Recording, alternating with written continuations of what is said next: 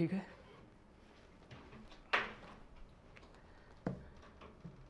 हाँ भाई नमस्ते। आज की हमारी क्लास का विषय है, वैसे तो शुरुआत करेंगे हम 1857 की क्रांति से, लेकिन क्रांति से पहले की भूमिका कि अंग्रेजों के राजस्थान में जो प्रवेश है उससे हम शुरुआत करेंगे। ठीक है, तो पहले क्रांति से पहले हम बात करेंगे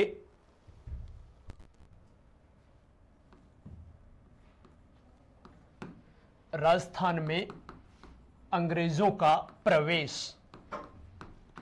अंग्रेजों का प्रवेश, या इसी को हम ये कह सकते हैं सहायक संधियां या अधीनस्थ पार्थक्य की संधियां।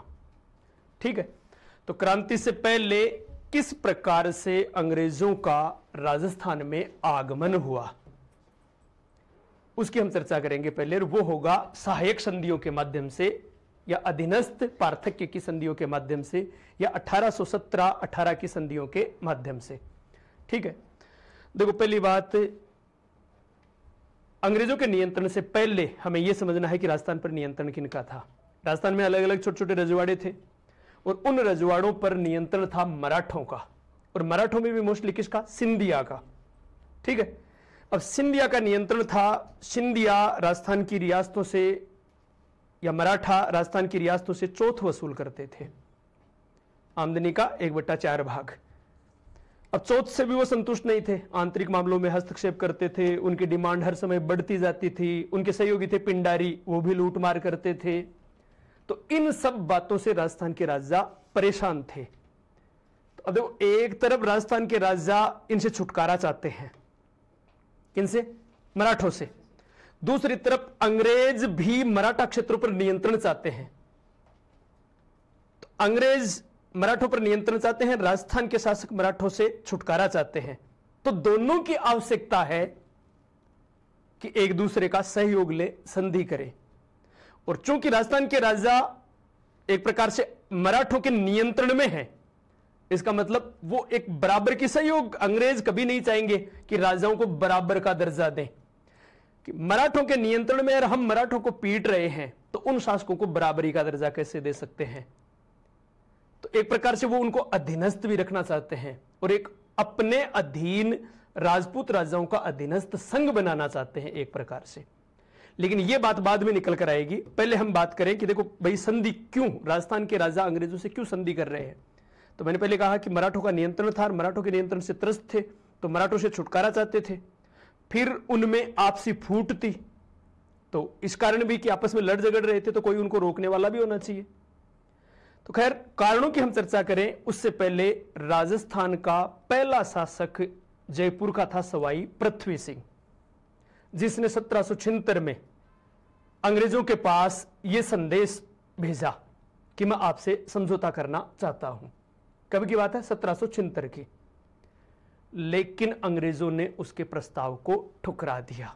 उस समय अंग्रेजों ने उसको कोई महत्व नहीं दिया, तो इसलिए वो जयपुर के साथ संधि नहीं हुई।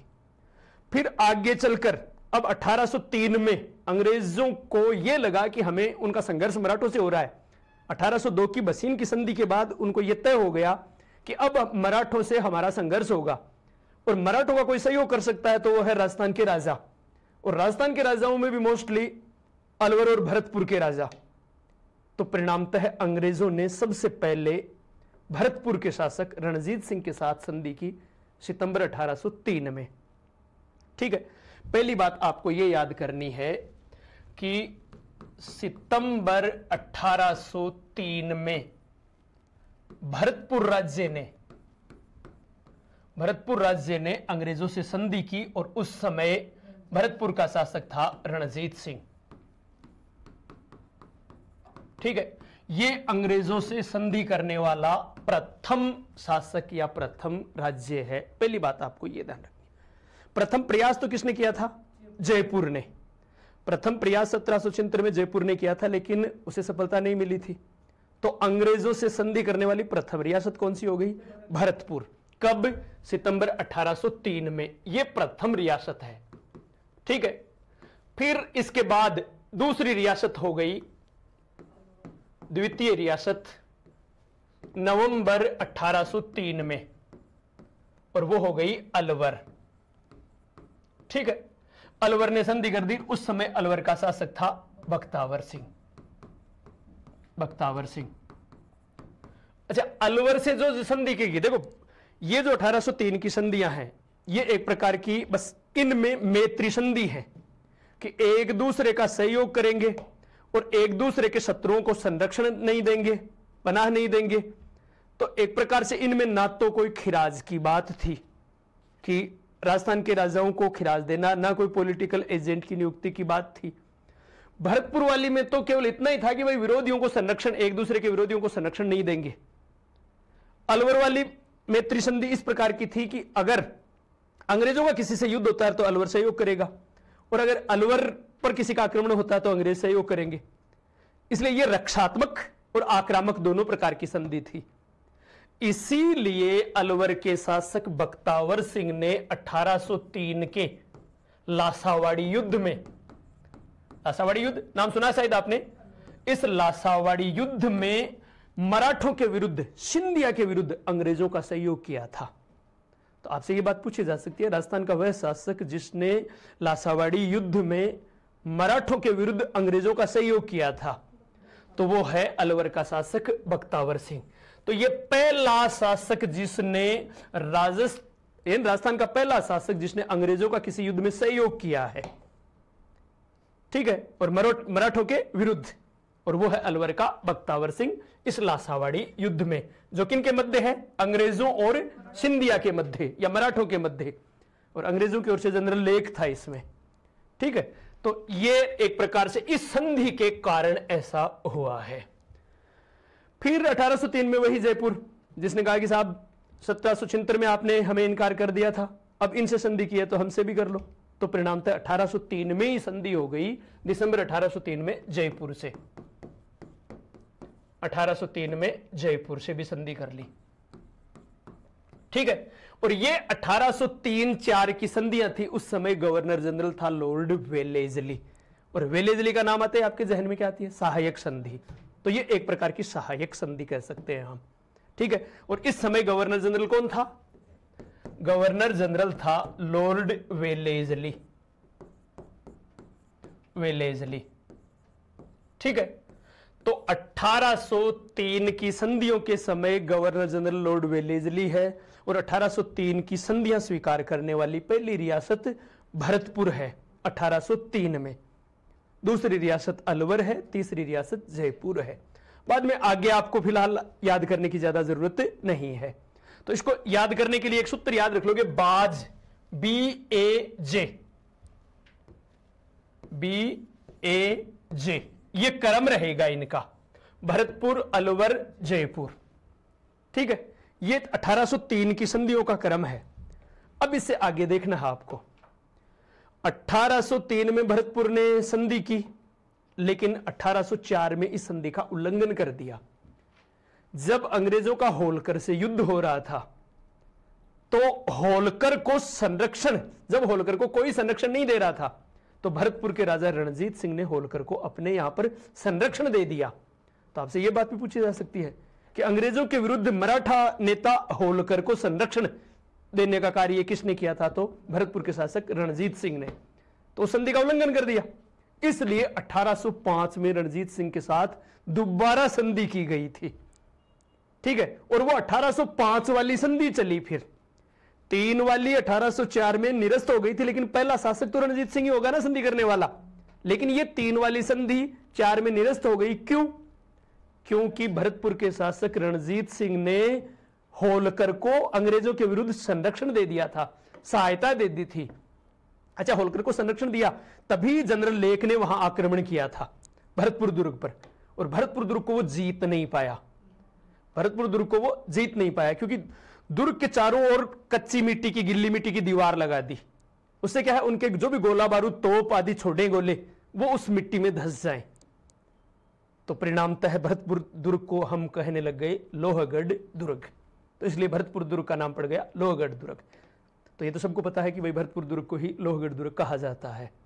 ठीक है, तो यहां आपको पहली बात ये भी साथ में ये बात भी ध्यान रखनी है कि 1804 में भरतपुर ने इस संधि का उल्लंघन करते हुए होलकर को संरक्षण दे दिया। अतः 1805 में भरतपुर के साथ पुनः संधि की गई थी। अगर कभी कथन और कारण में ऐसी कोई बात आए तो साथ में यह बात भी आप नोट रखोगे कि 1804 में भरतपुर ने इस संधि का उल्लंघन किया और परिणामतः 1805 में उसके साथ पुनः संधि की गई भरतपुर के साथ। ठीक है, यह बात आपको बस 1803 की संधियों के संदर्भ में इतनी बात ध्यान रखनी है यहां तक। अब वेलेस्ली को तो क्योंकि वेलेस्ली ने कंपनी को युद्धों में झोंक दिया, राजस्थान के राजाओं के साथ भी अब उनको यह लगने लग गया कि संघर्ष हो सकता है जब हम हस्तक्षेप कर रहे हैं तो कंपनी को युद्धों में झोंकने के कारण अंग्रेजी सरकार ने वापस बुला लिया इंग्लैंड। अब उसके बाद जो भी गवर्नर जनरल आए वो सब शांत थे, जैसे कॉर्नवालिस है, जॉर्ज बार्लो है, वो इन मामलों में पचड़ों में पड़ना नहीं चाहते थे, तो इसलिए उन्होंने रियासतों की तरफ वापस ध्यान नहीं दिया। अब आगे चलकर एक गवर्नर जनरल आया जिसका नाम था लॉर्ड हेस्टिंग्स। ठीक है, लॉर्ड हेस्टिंग्स। अब आगे इन तीन के बाद में हमारी बात होगी। लॉर्ड हेस्टिंग्स, ध्यान रखना, एक वारेन हेस्टिंग्स अलग है, लॉर्ड हेस्टिंग्स अलग है। जिस समय लॉर्ड हेस्टिंग्स भारत का गवर्नर जनरल था उस समय दिल्ली का एक रेजिडेंट था जिसका नाम था चार्ल्स मेटका। चार्ल्स मेटकाफ ने पहले लॉर्ड मिंटो को भी सलाह दी थी और हेस्टिंग्स को भी वही सलाह दी, क्या कि अगर हमें मराठों पर नियंत्रण करना है, अगर हमें मराठों पर नियंत्रण करना है तो राजस्थान की रियासतों का सहयोग लेना होगा और अपने अधीन उनका एक संघ बनाना होगा। कौन? चार्ल्स मेटकाफ सलाह दे रहा। तो यह ध्यान रखना, इसका सलाहकार कौन है? लॉर्ड हेस्टिंग्स का। लॉर्ड हेस्टिंग्स तो है गवर्नर जनरल, ठीक है, और इसका सलाहकार कौन है? Charles Metcalfe. चार्ल्स मेटकाफ, ठीक है, जो उस समय किस पद पर है? दिल्ली का रेजिडेंट, दिल्ली का रेजिडेंट। ठीक है, इस चार्ल्स मेटकाफ ने हेस्टिंग्स को यह सलाह दी कि अंग्रेजों के अधीन राजपूत राजाओं का एक अधीनस्थ संघ बनाया जाए और वो मराठों के विरुद्ध हमारे लिए काम करेगा, क्योंकि मराठों से वो त्रस्त हैं राजस्थान के राजा।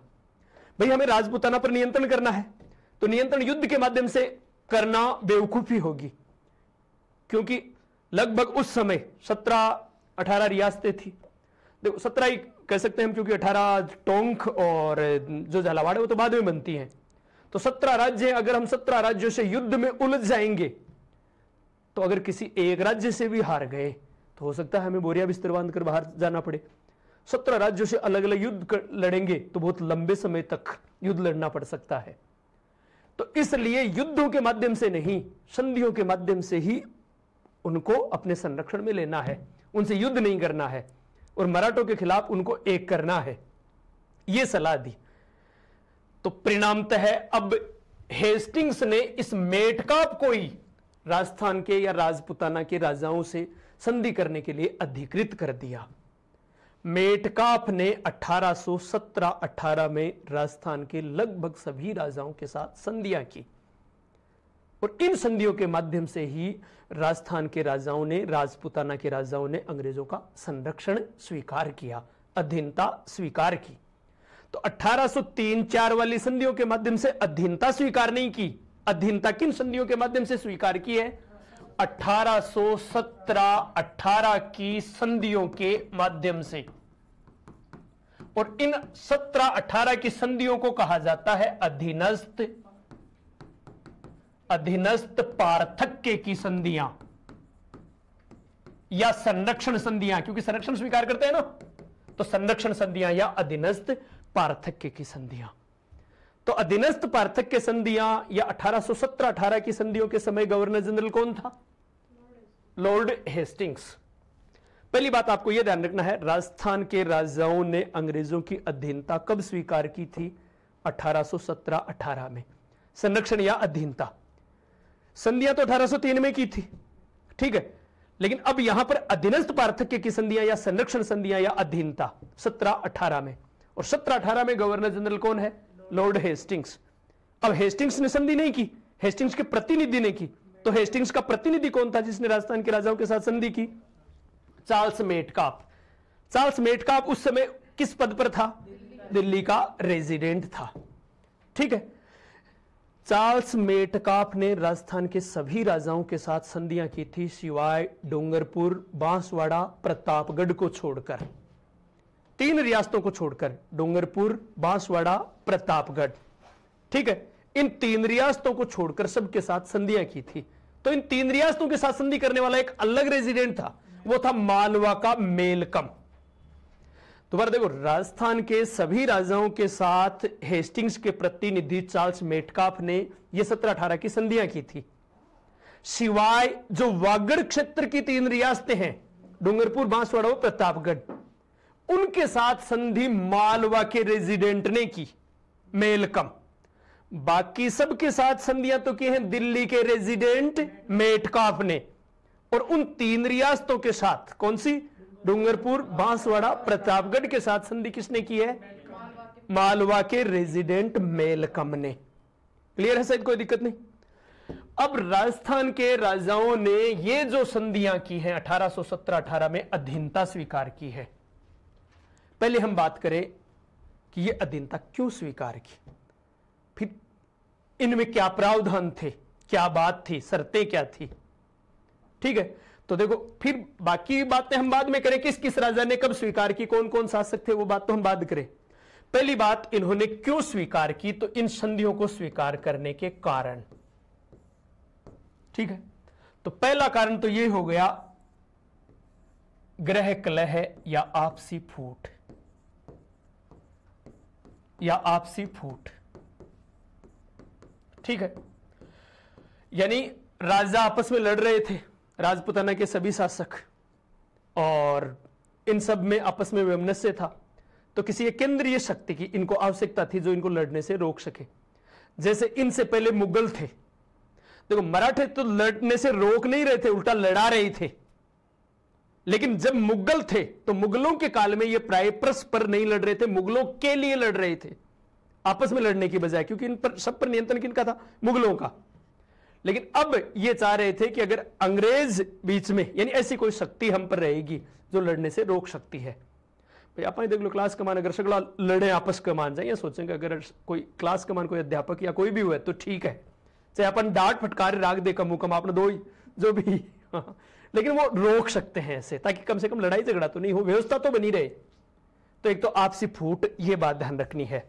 ठीक है, फिर उसके बाद में जो दूसरी बात आ जाएगी, मराठों और पिंडारियों की लूटमार। दूसरा कारण, मराठों और पिंडारियों की लूटमार। पिंडारियों की लूटमार, तो मराठों पिंडारियों की लूटमार, पिंडारी मराठों के सहयोगी थे। यह बात हम पहले ही कह चुके हैं कि मराठों की लूटमार के कारण राजस्थान के राजा बड़े पैमाने पर त्रस्त थे।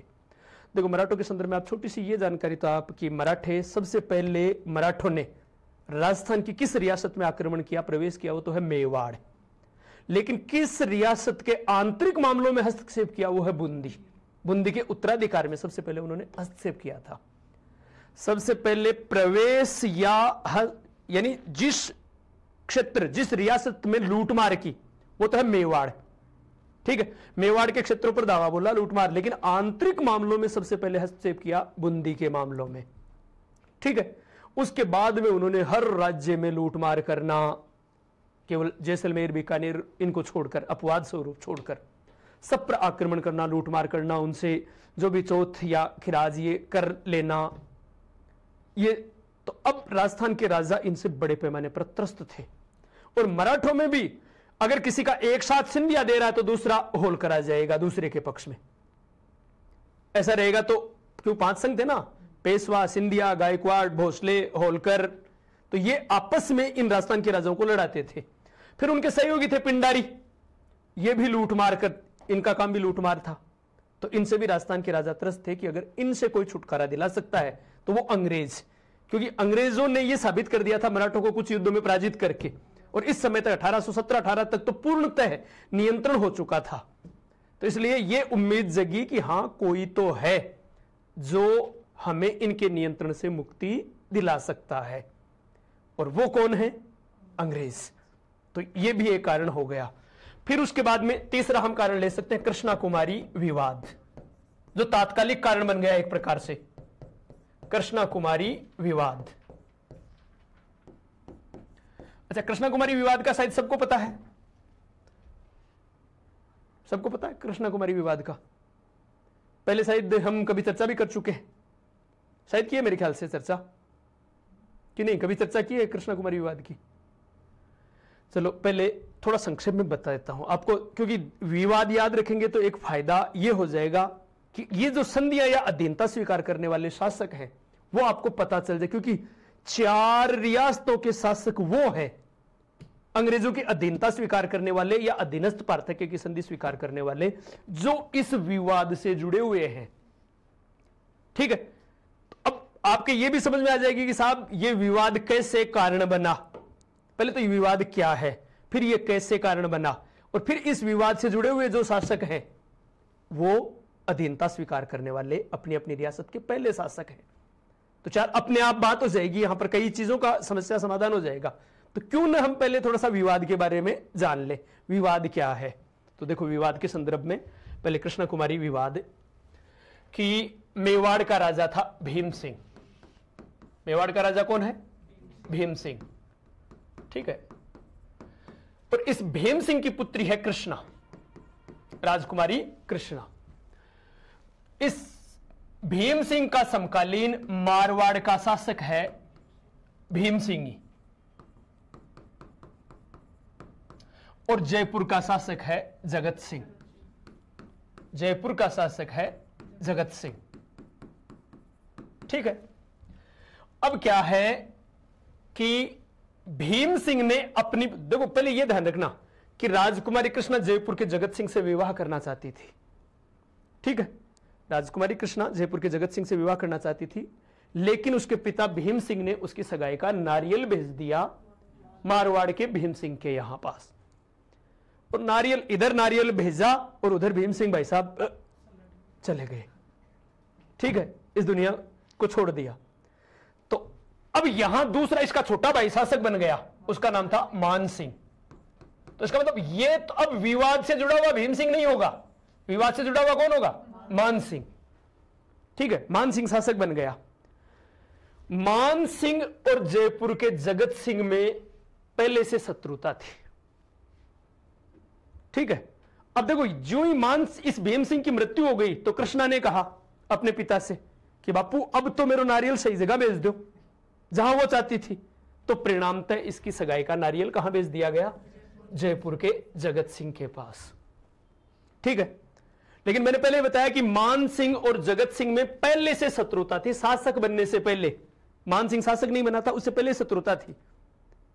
अब इतने दिन मान सिंह इस शत्रुता का बदला इसलिए नहीं ले सकता था, इतने दिन इसलिए बदला नहीं ले सकता था कि इसके पास सेना नहीं थी, और भीम सिंह राजकुमारों की लड़ाई को राज्यों की लड़ाई नहीं बनाना चाहता था।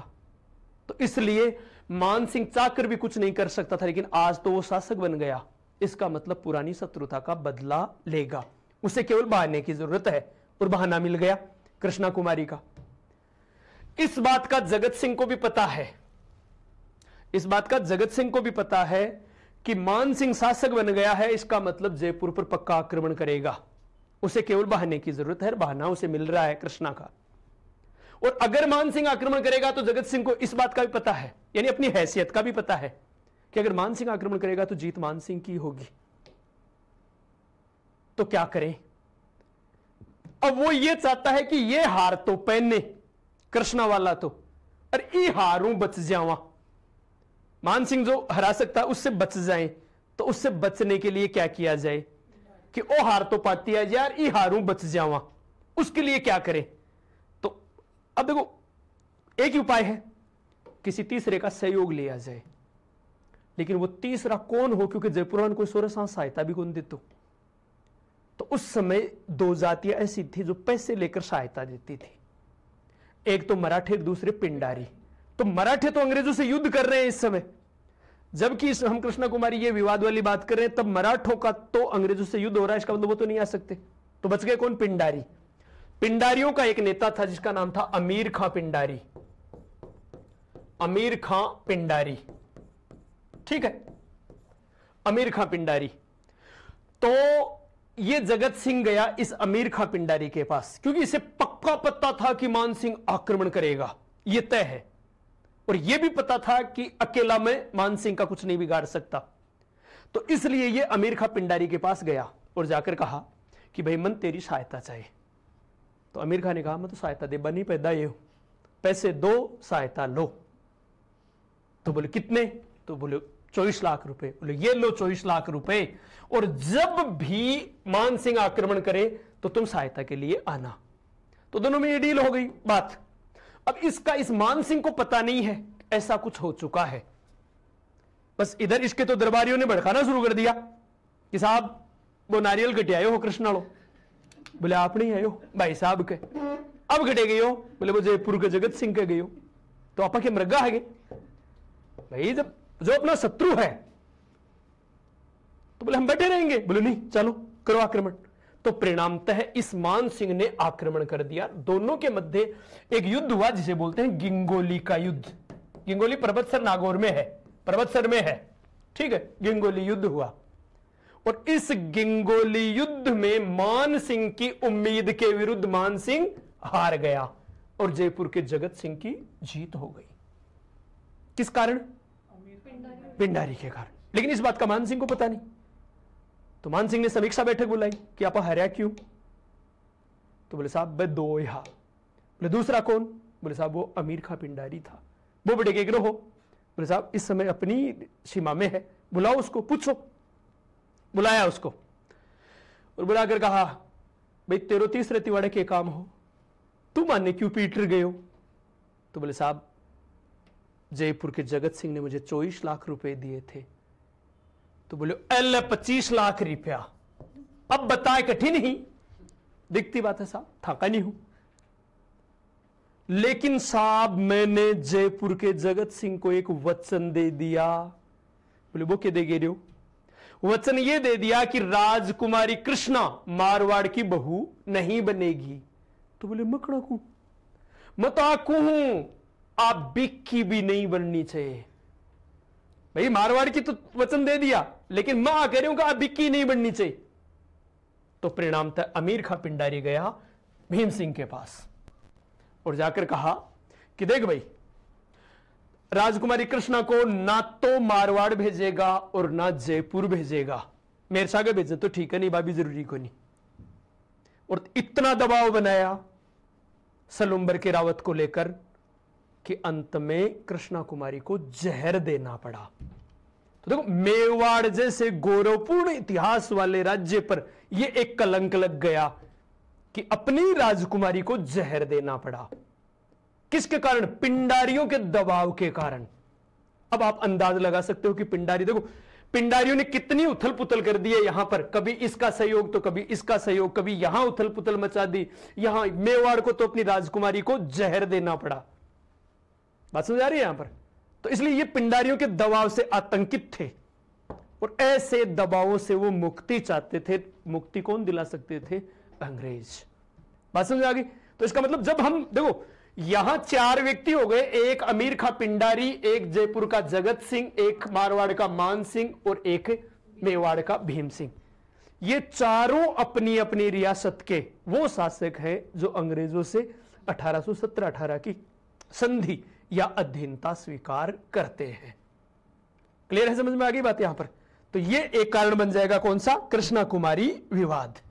फिर अगला कारण बात करें हम 4 नंबर, सामंतों का बढ़ता प्रभाव। सामंतों का बढ़ता प्रभाव, ठीक है।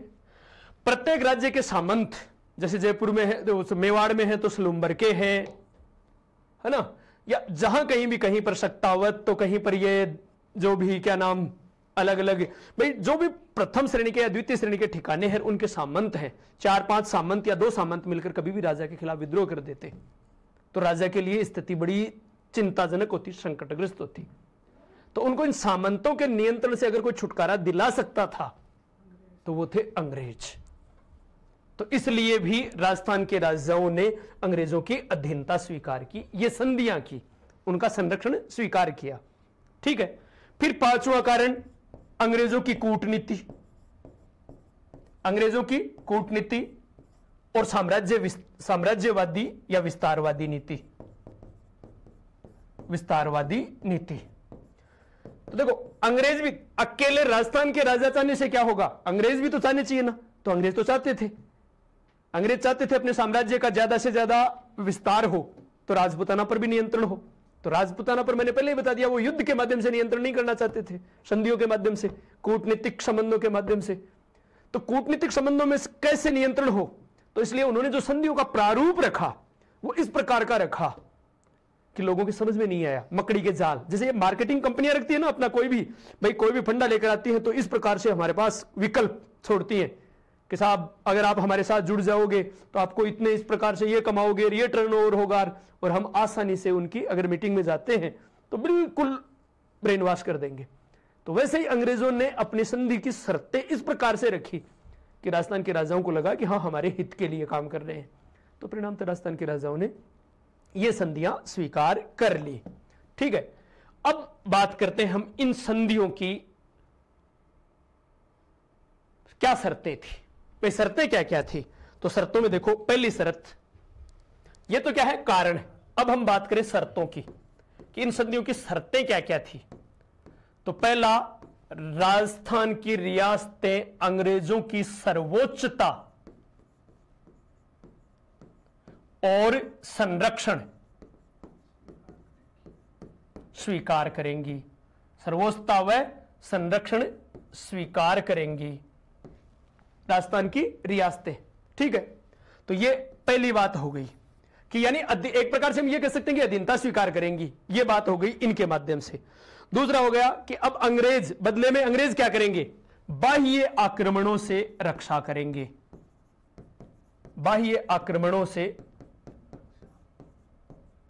रक्षा, कि अंग्रेज राजपूताना की रियासतों की जो भी संधि करने वाली रियासत है उसकी बाह्य आक्रमणों से रक्षा करेंगे। तीसरा, आंतरिक शांति व्यवस्था, आंतरिक शांति व्यवस्था बनाए रखेंगे। तो आंतरिक शांति व्यवस्था बनाने में अंग्रेज सहयोग करेंगे राजाओं का, रियासतों का, संधिकर्ता नरेश का। ठीक है। चौथी, संधिकर्ता नरेश की विदेश नीति अंग्रेजों के अधीन रहेगी। तो विदेश नीति अंग्रेजों के अधीन रहेगी, अर्थात किसी भी राज्य से युद्ध करेंगे या संधि करेंगे तो अंग्रेजों से अनुमति लेंगे। किसी से परस्पर किसी भी प्रकार की कोई वार्ता होगी तो अंग्रेजों को मध्यस्थ बनाएंगे यहां पर। ठीक है। तो यह मध्यस्थ बनाने की बात आ गई। फिर इसके अलावा पॉलिटिकल एजेंटों की नियुक्ति। देखो 3 वाली में पॉलिटिकल एजेंटों की नियुक्ति का प्रावधान नहीं था, यहां पॉलिटिकल एजेंटों की नियुक्ति, पॉलिटिकल एजेंटों की नियुक्ति का प्रावधान की नियुक्ति की जाएगी। यानी देखो, पहली बात, अंग्रेजों का सर्वोच्चता और संरक्षण स्वीकार करेंगे, अर्थात अधीनता स्वीकार करेंगे। बाह्य आक्रमणों से रक्षा का आश्वासन देते हैं अंग्रेज, आंतरिक शांति व्यवस्था का आश्वासन देते हैं अंग्रेज। ठीक है। फिर विदेश नीति, देशी राजाओं की विदेश नीति है वो अंग्रेजों के अधीन रहेगी। संधि या आक्रमण करेंगे तो उनसे अनुमति लेंगे, और किसी से किसी भी प्रकार का कोई डील या समझौता होगा तो उसमें मध्यस्थ बनाएंगे। फिर रियासतों में पॉलिटिकल एजेंटों की नियुक्ति करेंगे। इसके अलावा खिराज, राजाओं से खिराज, इन रियासतों से जो मराठों को, भाई मराठों को खिराज देते थे मराठों के आक्रमण से, अब अंग्रेज ये कह रहे हैं कि हम आपको मराठों और पिंडारियों के आक्रमणों से रक्षा करेंगे आपकी, तो बदले में जो मराठों को आप खिराज देते थे वो हमें दे दो। तो 3 रियासतों ने कहा साहब हम मराठों को पावली नहीं देते थे, तो बोले ठीक है हमारी पावली मत दो। तो 3 ने तो इसलिए कर नहीं दिया। एक करौली सबसे पहली रियासत होगी, अभी हम बात करेंगे, यद्यपि करौली मराठों को खिराज देती थी, लेकिन करौली को अंग्रेजों ने खिराज देने से मुक्त रखा था। तो 4 रियासतें जिसको 1817-18 की संधियों के समय खिराज से मुक्त रखा, कौन सी? एक तो हो जाएगी करौली, एक तो करौली, दूसरी जैसलमेर, बीकानेर और किशनगढ़, बीकानेर और किशनगढ़। ठीक है, ये 4 रियासतें खिराज से मुक्त होंगी, इनको खिराज नहीं देना होगा। ये 3 तो इसलिए नहीं देंगी कि मराठों को भी नहीं देती थी, और एक देखो पहली जिससे पहले सबसे पहले संधि होगी उससे कुछ तो उदारता बरती जाएगी। तो यहां करौली, जैसलमेर, बीकानेर और किशनगढ़ को खिराज से मुक्त रखा गया। एक बात ध्यान रखना, 1803 की संधियों में यह शर्तें नहीं थी, यह बात ध्यान रखना। 1803 में केवल आपसी सहयोग, हालांकि उसमें भी यह था कि बाह्य आक्रमणों से रक्षा करेंगे, यह बात तो थी, लेकिन ना तो आंतरिक मामलों में हस्तक्षेप की। यहां भी आंतरिक मामलों में हस्तक्षेप नहीं करने की बात कही है, लेकिन आगे चलकर यह पॉलिटिकल एजेंट ही तय करता आंतरिक जो भी बातें होती। तो 3 वाली में ना तो पॉलिटिकल एजेंटों की नियुक्ति थी, ना ही खिराज की बात थी। ठीक है, फिर देखो 7 नंबर शर्त हम बात करें कि राजाओं के वंशानुगत अधिकार को स्वीकार किया अंग्रेजों ने, कि राजा के बाद उसका बेटा ही राजा बनेगा, लेकिन कोटा में राजा के साथ साथ दीवान या प्रधानमंत्री पद को भी वंशानुगत बना दिया, वंशानुगत स्वीकार कर लिया। दोबारा एक बात इसको गौर से समझो, अंग्रेजों ने यह कहा कि हम आपके वंशानुगत अधिकार के साथ छेड़छाड़ बिल्कुल भी नहीं करेंगे, आपका जो भी वारिस है वही राजा बनेगा। ठीक है, आपके बाद, राजा के बाद राजा का बेटा उत्तराधिकारी बनेगा, उस मामले में हस्तक्षेप नहीं करेंगे। लेकिन कोटा के मामले में बाद में 2 नई शर्तें जोड़ दी छुपी हुई, कि राजा के साथ साथ प्रधानमंत्री का पद भी वंशानुगत होगा। ऐसा केवल किस राज्य में किया है? कोटा में, कि कोटा में राजा के साथ साथ प्रधानमंत्री का पद भी वंशानुगत, जो आगे चलकर एक झगड़े का रूप ले लेगा और परिणामतः कोटा का विभाजन हो जाएगा और झालावाड़ नई रियासत बन जाएगी। ठीक है, तो यहां तक शायद मेरे ख्याल से आपके इनमें समझने में कोई दिक्कत नहीं आई होगी।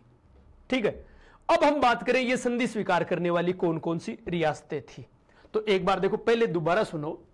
राजस्थान के राजाओं ने अंग्रेजों की अधीनता या संरक्षण स्वीकार किया था 1817-18 में। ठीक है, उस समय भारत का गवर्नर जनरल था लॉर्ड हेस्टिंग्स, और हेस्टिंग्स ने संधियां नहीं की थी, हेस्टिंग्स के प्रतिनिधि ने की थी, चार्ल्स मेटकाफ ने। और चार्ल्स मेटकाफ था उस समय दिल्ली का रेजिडेंट।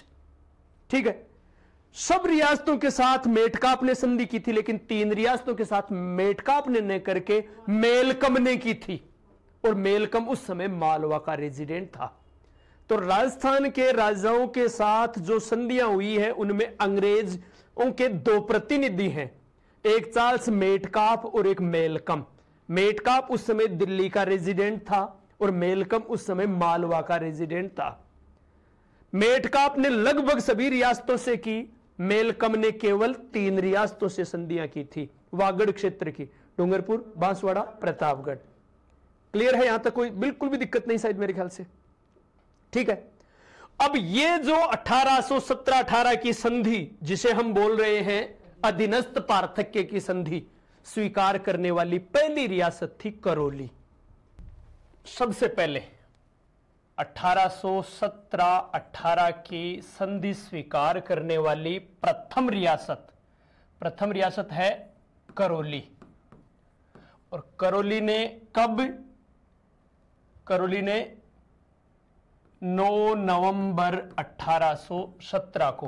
अच्छा, एक बात ध्यान रखना, कई जगह 15 नवंबर भी है, तो दोनों में से कोई भी एक डेट आ सकती है, हालांकि दोनों डेट टकरा जाए तो 9 नवंबर, ये बात ध्यान रखना है आपको।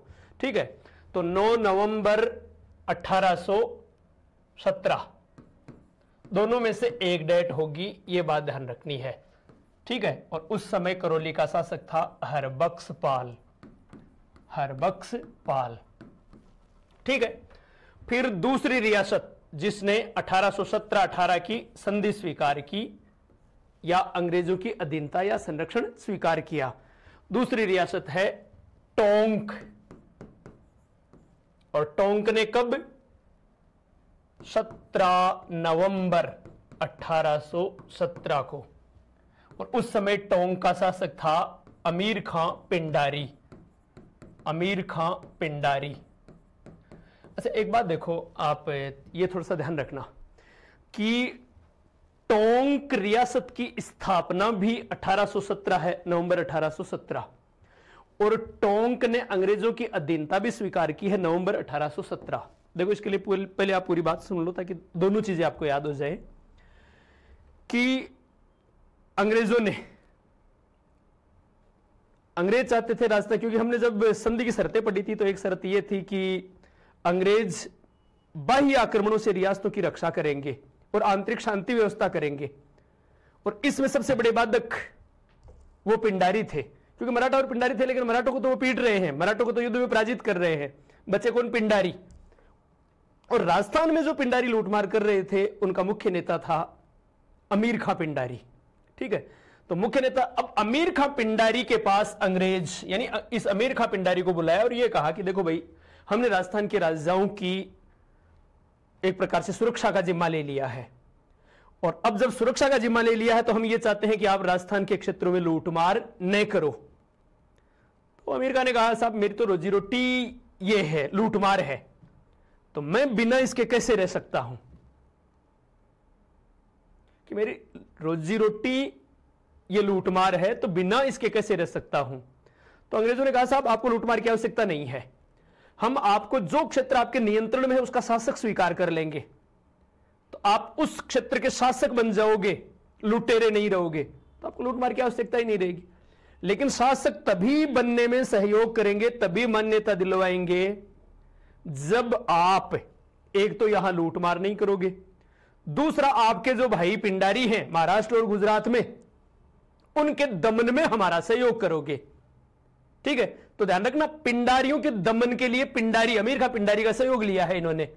तो ये जब बातें हो गई तो इस आधार पर उसे अमीर खां पिंडारी को यहां का टोंक का नवाब बनने में सहायता प्रदान की। बनाए देखो, अंग्रेजों के सहयोग से कह सकते हैं, बाकी अंग्रेजों ने तो केवल झालावाड़ रियासत बनाई है अलग से, यह बात ध्यान रखनी है। तो नवंबर 1817 में यह अमीर खां पिंडारी यहां का नवाब बन गया। तो टोंक रियासत का संस्थापक है अमीर खां पिंडारी, टोंक का प्रथम नवाब है अमीर खां पिंडारी, और अंग्रेजों की अधीनता और संरक्षण स्वीकार करने वाला पहला नवाब भी है अमीर खां पिंडारी। टोंक की स्थापना भी कब है? 1817 में, और टोंक ने अंग्रेजों की जो संधि स्वीकार की है वो भी 1817 में। क्लियर है साहब, कोई दिक्कत नहीं। अब तीसरी रियासत, तृतीय रियासत है कोटा। ठीक है, कोटा ने 26 दिसंबर 1817 को अंग्रेजों की संधि स्वीकार की है। 26 दिसंबर 1817 को अंग्रेजों की यह संधि स्वीकार की है। ठीक है, और उस समय, अच्छा यहां एक बात और ध्यान रखना, कोटा का शासक अलग है और जिसने संधि की है वो प्रशासक, वहां का प्रधानमंत्री था, दीवान था, वो अलग है, यह बात ध्यान रखनी है। ठीक है, तो उस समय कोटा का शासक तो था उम्मेद सिंह।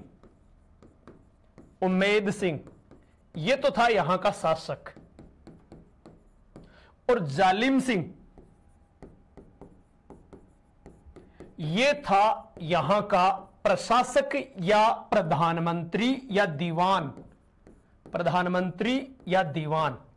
ठीक है, तो जो संधि करने वाला था वो यहां का प्रशासक था, न कि शासक था। अच्छा एक बात और देखो, हमने जब संधि की शर्तें की थी तब ये बात की थी कि अंग्रेज राजाओं के वंशानुगत राज्याधिकार को स्वीकार करेंगे प्रत्येक रियासत में, लेकिन कोटा में राजा के साथ साथ प्रधानमंत्री के पद को भी वंशानुगत स्वीकार करेंगे। तो वहां प्रधानमंत्री का पद भी वंशानुगत था। तो क्या हुआ, इन दोनों में झगड़ा होगा, क्योंकि अब उम्मेद सिंह इसे हटा नहीं सकता। बाकी सब राज्यों में तो वहां के प्रधानमंत्री को राजा नियुक्त करते और हटा सकते थे, लेकिन कोटा में ऐसा नहीं था। तो परिणाम था गतिरोध बढ़ा आगे चलकर अगली पीढ़ियों में, और गतिरोध बढ़ा तो अंग्रेजों ने आगे चलकर इस विवाद को समाप्त करने के लिए इस जालिम सिंह का पोता रहता है आगे मदन सिंह, उस मदन सिंह को अलग कोटा राज्य से अलग करके, क्योंकि दोनों में झगड़ा बन जाता है, किशोर सिंह जो इसका उत्तराधिकारी रहता है कोटा के शासक का, उसमें और मदन सिंह में, उस झगड़े को शांत करने के लिए कोटा राज्य का विभाजन कर देते हैं, अर्थात झालावाड़ अलग कर देते हैं 1838 में। तो झालावाड़ एक अलग राज्य बन जाता है और उसका झालावाड़ का संस्थापक कौन होता है? मदन सिंह, और वो अंग्रेजों के सहयोग से रियासत बनती है। ठीक है, चलो खैर आगे बात करें हम। अब देखो मुख्य रूप से आपको 3 रियासतें याद करनी है, लेकिन चौथी कई बार क्या है क्रम ये पूछ लेते हैं कि इसके बाद कौन सी रियासत थी, इसके बाद कौन सी, तो मुख्य आपको 4 या 5 तो याद हो जाए, ज्यादा अच्छी है। तो चौथी रियासत है जोधपुर, चतुर्थ रियासत है जोधपुर, जिसने की जनवरी 13 जनवरी है 1817 में, और उसके बाद में आता है मेवाड़ या उदयपुर, मेवाड़ या उदयपुर, वो भी जनवरी 1800, ये 17 सॉरी गलत कर दिया मैंने, 18 में, जनवरी 1818 में, ये भी जनवरी 1818 में। ठीक है, ये क्रम, अच्छा क्रम को याद रख देखो 4 का, तो वहां मैंने आपको बताया था कि अंग्रेजों की जो संधि या 1803 की 3-4 की संधियां है, वो तो स्वीकार करने वाली पहली 3 रियासत थी बाज, BAJ, भरतपुर, अलवर, जयपुर, वहां तो क्रम ये रहेगा। यहां आप इसको देखो क्रम याद कैसे करो, या तो एक कटको, 3 याद करने हो तो कटको, यानी करौली, टोंक, कोटा, या तो इस नाम से याद रख लो। ऐसे नहीं याद रखे तो देखो एक यहां पर कत्तो कोजो, कत्तो मारवाड़ी में यह शब्द है कत्तो कोजो, तो कत्तो का मतलब है कितना, कोजा का मतलब है खतरनाक। ठीक है, तो देखो कै यानी करौली, तो अंग्रेजी में अब देखो तो लिखेंगे तो TO, तो यानी टोंक, और को जो यानी कोटा और जोधपुर, ये चारों क्रम से हैं इस प्रकार से, करौली, टोंक, कोटा, जोधपुर। ये बात भाई याद मैंने से याद किए हैं, तो याद ये क्रम से याद हो सकते हैं 4 यहां पर। ठीक है, ये संधियां स्वीकार करने वाली। अब देखो दोबारा एक बार सुन लो इस बात को गौर से, अब आपको पूरी बात याद हो जाएगी। 1817-18 की संधि स्वीकार करने वाली प्रथम रियासत थी करौली, दूसरी रियासत थी टोंक, तीसरी है कोटा, और चौथी है जोधपुर या मारवाड़। ठीक है, अब एक बात ध्यान रखना, यहां पर एक बार इन जोधपुर मारवाड़ को हटा देता हूं यहां से, एक बार आप गौर से सुनना कि इन तीनों रियासतों ने अंग्रेजों की अधीनता स्वीकार की है 1817 में। यह बात गौर से सुनना, तीनों रियासतों ने अंग्रेजों की, किन्होंने? कटको वाली तीनों रियासतें, करौली, टोंक और कोटा, तीनों ने 1817 में अंग्रेजों की अधीनता स्वीकार की है।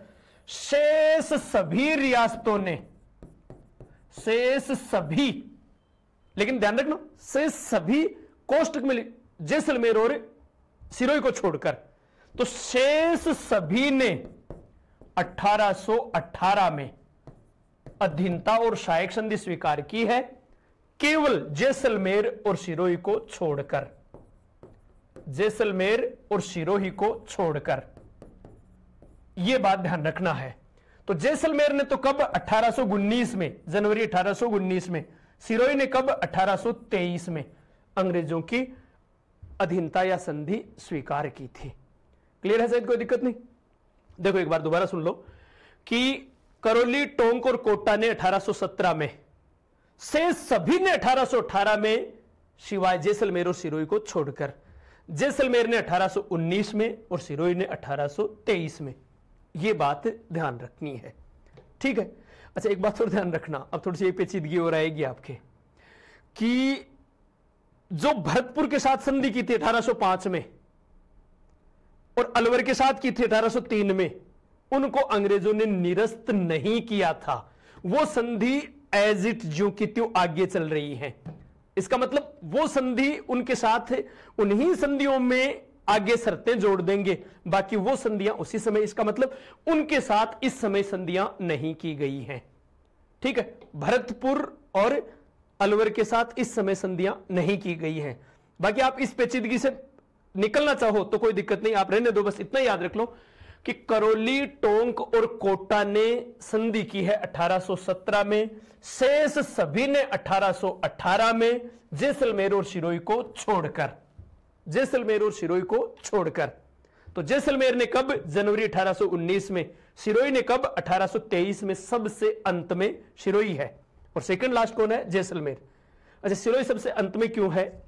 क्योंकि पहले मारवाड़ ने यह दावा कर दिया कि सिरोही अलग रियासत में होकर मेरे अधीन ही एक ठिकाना है, मेरे अधीन है। लेकिन बाद में सिरोही ने कहा नहीं साहब, मैं तो न्यारो हूं, अलग हूं। तो परिणामतः 1823 में उससे अलग से संधि की गई है, तो वो सबसे अंत में है। ठीक है, ये बात ध्यान रखोगे। अब देखो, प्रमुख जो संधि स्वीकार करने वाले शासक हैं, हम उनकी बात करें, शासकों की आगे बात करें कि कौन कौन से शासक थे किस किस रियासत के। तो देखो, सबसे पहली रियासत थी अपनी करौली, और करौली का शासक कौन था? हरबख्शपाल। हरबख्शपाल। याद हो जाएंगे कौन कौन से शासक हैं जिन्होंने 1817-18 की संधियां स्वीकार की हैं। 17-18 की संधियां स्वीकार करने वाले शासक। तो करौली का शासक कौन था? हरबख्शपाल पहला। फिर उसके बाद में टोंक का था नवाब अमीर खां पिंडारी। अमीर खां पिंडारी। फिर कोटा का कौन था? देखो, कोटा का शासक तो था उम्मेद सिंह, और प्रशासक या दीवान था जालिम सिंह। तो कई बार आपके गड़बड़ हो सकता है कि साहब उम्मेद सिंह था, जालिम सिंह था, या तो मैंने कैसे याद कर रखा है कि राजा का नाम पहले आएगा और उसके प्रधानमंत्री का नाम बाद में आएगा। तो मैंने एक नाम याद किया, उजाला। तो उ का मतलब उम्मेद सिंह, जा का मतलब जालिम सिंह, ला साइलेंट है। बहुत सी जगह आएगा जब हम आगे चर्चा करेंगे, और भी बहुत सी चीजों में। भाई अंग्रेजी में भी तो बहुत जगह, जैसे कहीं आर साइलेंट रहता है, कहीं डब्ल्यू साइलेंट रहता है, तो आपने मान लो ला साइलेंट है, तो आपके ज्यादा उ जा ला रहने दो। उ का मतलब उम्मेद सिंह, जालिम सिंह। तो उम्मेद सिंह शासक है और जालिम सिंह प्रशासक या प्रधानमंत्री या दीवान है। यह बात ध्यान रखोगे। तो संधि इस जालिम सिंह ने की है। ठीक है, तो यह बात कोटा की रही। फिर उसके बाद में जोधपुर या मारवाड़, और मारवाड़ का शासक कौन था उस समय? मान सिंह।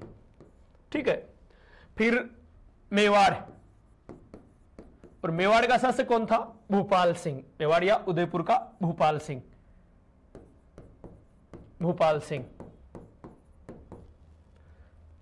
और बीकानेर का सूरत सिंह। हालांकि बीकानेर वाला आपसे प्राय नहीं पूछेंगे, फिर भी आप याद कर सकते हो, सूरत सिंह। और जयपुर का जगत सिंह। और जगत सिंह द्वितीय। अच्छा, प्रथम और द्वितीय की अगर बात आए तो इन संधियों के समय अगर कहीं पर दो शासकों की बात आए तो मोस्टली द्वितीय ही होंगे। या तो अपनी रियासत में वो एक ही नाम का है, और या फिर प्रथम और द्वितीय में से तो मोस्टली द्वितीय ही होगा। तो जगत सिंह द्वितीय। ठीक है, फिर जैसलमेर में मूलराज। ये मूलराज भी द्वितीय था, मूलराज द्वितीय। ठीक है, सिरोही का शिव सिंह संधियों के समय। अच्छा देखो, शिव सिंह के बारे में आपको एक बात और ध्यान रखनी है। 1817-18 की अधीनस्थ पार्थक्य की संधियों के समय भी जैसलमेर का शासक शिव सिंह था, तो 1857 की क्रांति के समय भी सिरोही का शासक शिव सिंह था। दोनों जगह, बाकी सब जगह शासक बदल जाएंगे क्रांति के समय। संधियों वाले शासक अलग होंगे, क्रांति के समय शासक अलग होंगे, सभी रियासतों में। लेकिन सिरोही में संधि या अधीनता स्वीकार करने वाला शासक भी शिव सिंह है, तो उस समय भी शिव सिंह ही रहेगा 1857 की क्रांति के समय भी। यह बात आपको ध्यान रखनी है। ठीक है, यह बात आपको ध्यान रखनी है। चलो खैर, अच्छा ये बाकी के भी याद है। देखो, चार तो आपको इसलिए याद हो जाएंगे भाई। शिव सिंह तो आपको इसलिए याद रखना है कि दोनों जगह, क्योंकि क्रांति के समय भी आप याद करोगे, तो शिव सिंह तो ऐसे याद हो जाएगा, संधि और क्रांति के समय। ठीक है, और 4 इसलिए याद हो जाएंगे कि इनमें 4 वो शासक हैं जो कृष्णा कुमारी विवाद से जुड़े हुए थे। 4 वो शासक हैं जो कृष्णा कुमारी विवाद से जुड़े हुए थे। तो देखो, पहले हम चर्चा कर चुके हैं, तो कृष्णा किस राज्य की राजकुमारी थी? मेवाड़ की। तो मेवाड़ का कौन था उस समय कृष्णा का पिता? भूपाल सिंह। ठीक है, तो भूपाल सिंह याद हो जाएगा शायद, क्योंकि कृष्णा कुमारी विवाद से जुड़े हुए 4 राज्यों के शासक जो जो विवाद से जुड़े हुए हैं वो अपनी अपनी रियासत के अधीनता या अधीनस्थ पार्थक्य की संधि स्वीकार करने वाले वही शासक होंगे। फिर कृष्णा को लेकर 2 राज्यों में झगड़ा हुआ था। किन में? जयपुर और मारवाड़ में। ठीक है, तो मारवाड़ का तो कौन था? जो कृष्ण यानी गंगोली का युद्ध किन में हुआ था? मानसिंह और जगत सिंह में। तो मारवाड़ का मानसिंह था, जयपुर का जगत सिंह था। ठीक है, और जगत सिंह किसकी सहायता से जीता था? अमीर खां पिंडारी की सहायता से। तो टोंक का ये अमीर खां पिंडारी था। तो 4 शासक वो हैं अपनी अपनी रियासत के जो कृष्णा कुमारी विवाद से जुड़े हुए हैं। ऐसे भी याद रख सकते हैं। और ऐसे भी नहीं हो तो देखो, मारवाड़ मानसिंह, जयपुर जगत सिंह, सिरोही शिव सिंह, ये भी एक तरीका रहेगा कि कुछ रियासतें याद हो जाए। तो कोई 1-2 रियासतें बचेंगी तो क्यों, तो थे भी याद करो ला, तो ज्यादा दिक्कत वाली बात नहीं रहेगी इन संधियों के समय। ठीक है, तो ये बात रही अपने संधियों। अब दोबारा एक बार ध्यान रखना, सबसे पहले संधि करने वाली रियासत थी भरतपुर 1803 में। ठीक है, लेकिन अधीनस्थ पार्थक्य की संधि स्वीकार करने वाली पहली रियासत है करौली। तो वो तो 1803 की बात थी, वो तो सहायक संधि थी, वो मैत्री संधि थी एक प्रकार से। और ये अधीनता और संरक्षण की संधियां 1817-18 की। और ये बात भी ध्यान रखना, 1803 की संधियों के समय गवर्नर जनरल था वेलेजली। 17-18 की संधियों के समय गवर्नर जनरल है लॉर्ड हेस्टिंग्स। ठीक है, 3 की संधियों में खिराज देने की, खिराज यानी भूराजस्व का हिस्सा देने का कोई प्रावधान नहीं था, जबकि 1817-18 की संधियों में यह प्रावधान है। ठीक है, 3 की संधियों में, 1803 वाली संधियों में पॉलिटिकल एजेंट का कोई प्रावधान नहीं था, जबकि इसमें पॉलिटिकल एजेंट का प्रावधान है, ध्यान रखना है। ठीक है, 1817-18 की में पॉलिटिकल एजेंटों का प्रावधान है प्रत्येक रियासतों में। प्रत्येक का मतलब जो भी जहां पर संधि स्वीकार, वहां या तो पॉलिटिकल एजेंट या एडवोकेट एजेंट भेजे गए हैं। यह बात आपको ध्यान रखनी है। तो एक प्रकार से अंग्रेज प्रतिनिधि भेजा गया है प्रत्येक रियासत में। ठीक है, शायद कोई दिक्कत नहीं। अब देखो उनकी संरचना किस प्रकार से, बाकी आगे बात बढ़े हम, किस प्रकार से क्या थी शासन संरचना। पहले हम चर्चा कर चुके हैं कि मेटकाफ ने हेस्टिंग्स को सलाह दी थी, दिल्ली के रेजिडेंट चार्ल्स मेटकाफ ने हेस्टिंग्स को सलाह दी थी कि राजपुताना की सभी रियासतों को मिलाकर अंग्रेजों के अधीन एक संघ बनाया जाए। तो ध्यान रखना, एकीकरण के समय भी यह बात आपको याद रखना कि सबसे पहले राजपुताना रियासतों का एक संघ बने, यह प्रस्ताव चार्ल्स मेटकाफ ने रखा था। ठीक है, तो चार्ल्स मेटकाफ ने यह सुझाव दिया कि अगर हमें मराठों को पराजित करना है तो राजपुताना रियासतों का सहयोग लेना होगा, सबसे लड़ नहीं सकते तो इनसे संधि करनी होगी। तो संधि करने के लिए एक विधिवत निकाय होना चाहिए। तो परिणामतः है लॉर्ड हेस्टिंग्स ने 1817 में, जो गवर्नर जनरल थे, हेस्टिंग्स ने 1817 में चार्ल्स मेटकाफ के सुझाव पर राजपुताना एजेंसी का गठन किया। राजपुताना एजेंसी, ठीक है, और इसका मुख्यालय बनाया गया आगरा को। ठीक है, क्योंकि आगरा, देखो राजपुताना का जो प्रशासन, इनसे बात करने का काम वो उत्तर पश्चिमी प्रांत के अधीन, और उत्तर पश्चिम प्रांत का मुख्यालय था आगरा। तो इसलिए राजपुताना एजेंसी का प्रथम जो मुख्यालय बनाया गया वो आगरा। कब गठन हुआ? 1817 में। और पहला प्रथम अंग्रेज रेजिडेंट, इसका प्रथम अंग्रेज रेजिडेंट वो था डेविड ओक्टर लोनी। डेविड ओक्टर लोनी यह प्रथम अंग्रेज रेजिडेंट था।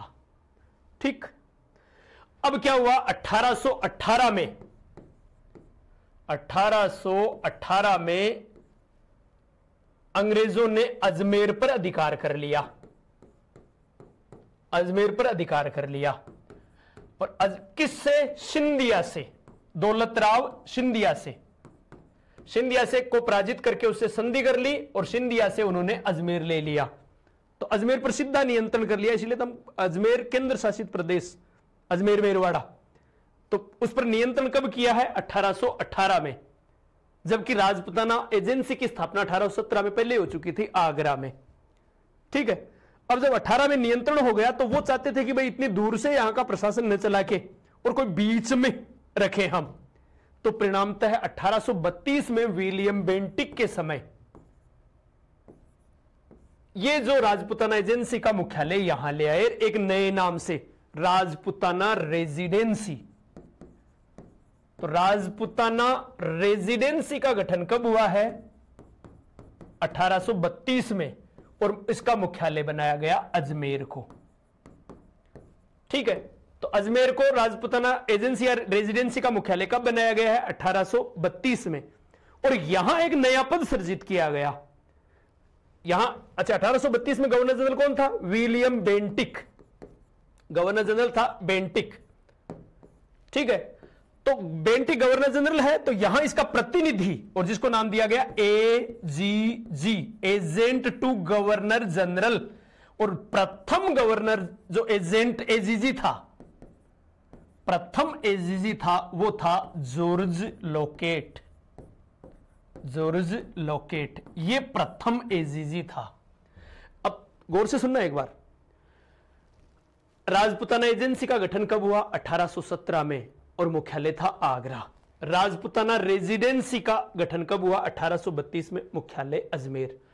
प्रथम अंग्रेज रेजिडेंट डेविड ओक्टरलोनी और प्रथम एजीजी जॉर्ज लोकेट, और एजीजी का मुख्यालय कहां था? अजमेर।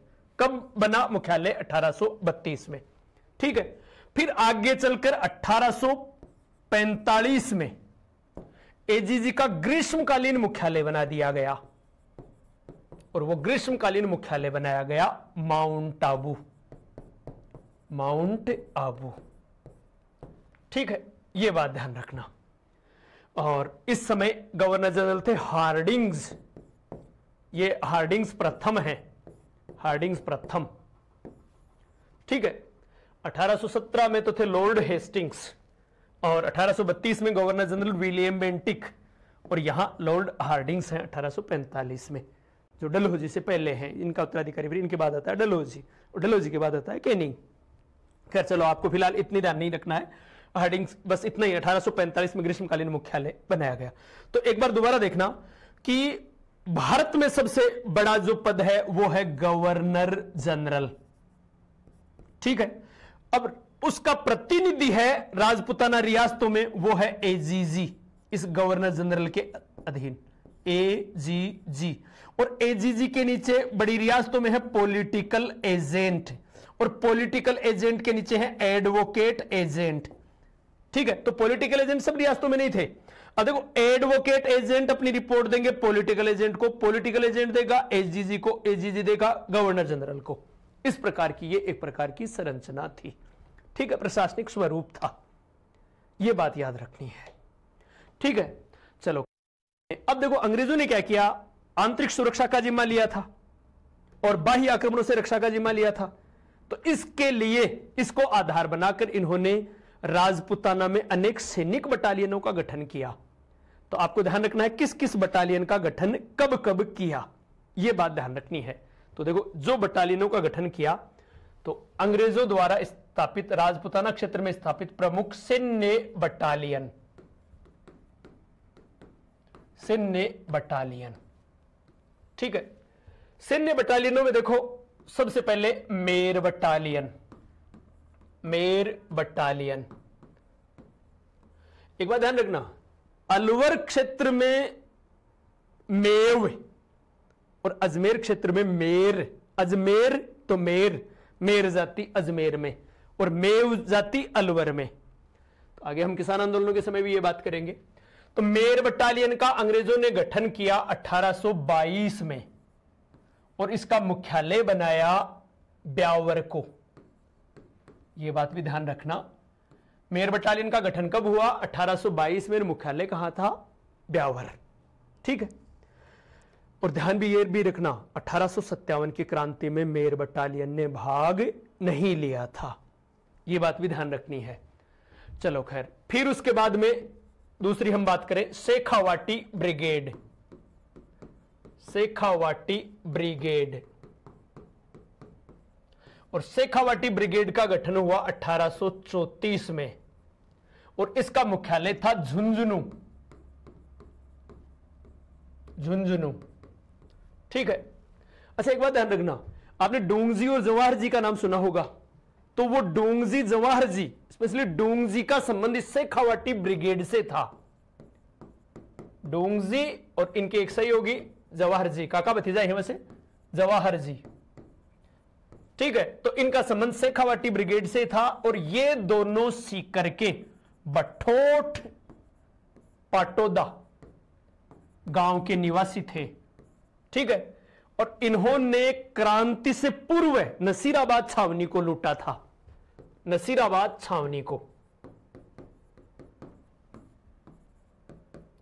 को लूटा था और इन्हें बंदी बनाकर आगरा जेल में, आगरा सेंट्रल जेल में रखा गया था। तो बाद में लोठाराम जी जाट, करणाराम जी मीणा, इनके सहयोग से जवाहर जी ने छुड़ाने का काम करते हैं किनको, डोंगजी को, ठीक है। तो ये बात भी हो सकता है इससे रिलेटेड कोई बात पूछी जाए तो की बात है। मोस्टली तो ज्यादातर तो ये कहां के निवासी थे, तो बठोट पाटोदा, और किस ब्रिगेड से या किस बटालियन से संबंधित है, तो शेखावाटी ब्रिगेड से, ये बात ध्यान रखनी है, ठीक है। फिर तीसरी बटालियन की बात करें हम, जोधपुर लेजियन। जोधपुर लेजियन,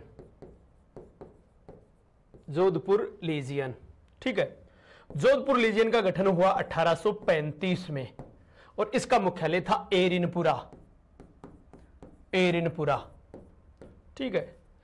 एरिनपुरा पाली और सिरोही दोनों में है, ठीक है। तो एरिनपुरा का जो छावनी क्षेत्र रेलवे स्टेशन वो तो पाली में, और बाकी शेष है सिरोही की शिवगंज तहसील में। तो आपके मोस्टली पाली ऑप्शन में होगा, और पाली नहीं हो तो सिरोही होगा, ठीक है। ये बात भी ध्यान रखोगे। फिर उसके बाद में चौथी battalion Kota contingent. Kota contingent battalion, इसका गठन होता है 1838 में, ठीक है। और इसका मुख्यालय होता है देवली। हालांकि देखो मुख्य देवली है, लेकिन देवली ऑप्शन में नहीं हो तो आगरा और नीमच भी इसके मुख्यालय थे, लेकिन मोस्टली आपको देवली याद रखना है, इसका मुख्यालय था देवली, ये बात याद रखना। फिर उसके बाद में मेवाड़ भीलकोर। मेवाड़ भीलकोर, मेवाड़ भीलकोर का गठन होता है 1841 में। हालांकि पिछली ये जो कॉलेज लेक्चर वाली भर्ती थी, इसमें 1837 दिया हुआ था, तो 1837 में तो माही काठा का जो गवर्नर था, ठीक है, जेम्स आउटरम, वो सर एजेंट, माही काठा का एजेंट था, उसने सुझाव दिया था। ये देखो, पहले आपको यह ध्यान रखना है कि इस मेवाड़ भीलकोर की स्थापना 1841 में हुई है और इसका मुख्यालय था खैरवाड़ा। अब देखो इस आगे बढ़े, इसकी स्थापना हुई है मेवाड़ के शासक थे सरदार सिंह। सरदार सिंह उनके समय मेवाड़ में इसकी स्थापना हुई है और मेवाड़ के शासक थे सरदार सिंह, ठीक है। और किसके सुझाव पर? ये जेम्स आउटरम के सुझाव पर इसकी स्थापना की गई है। और जेम्स आउटरम कौन थे? माही काठा के पॉलिटिकल एजेंट। माही काठा गुजरात, माही काठा के पॉलिटिकल एजेंट, तो माही काठा के पॉलिटिकल एजेंट थे। इन्होंने यह सुझाव 1837 में दिया था, तो 1837 में इसकी प्रक्रिया प्रारंभ हो चुकी थी, ठीक है। 1837 में इसकी प्रक्रिया शुरू हो चुकी थी और 1841 में पूर्णतः यह स्थापित की जा चुकी थी। यह बात आपको ध्यान रखनी है, ठीक है। अच्छा, एक बात और ध्यान रखना कि मेर बटालियन और मेवाड़ भीलकोर, ये मेवाली दोनों हैं, इन्होंने 1857 की क्रांति में भाग नहीं लिया था, ठीक है। तो बस ये क्रांति से पूर्व की कि राजस्थान में अंग्रेजों का किस प्रकार से कैसे प्रवेश हुआ। अब हमारा अगला बिंदु होगा 1857 की क्रांति, लेकिन वो होगा अगली क्लास में। तब तक के लिए जय हिंद, जय भारत।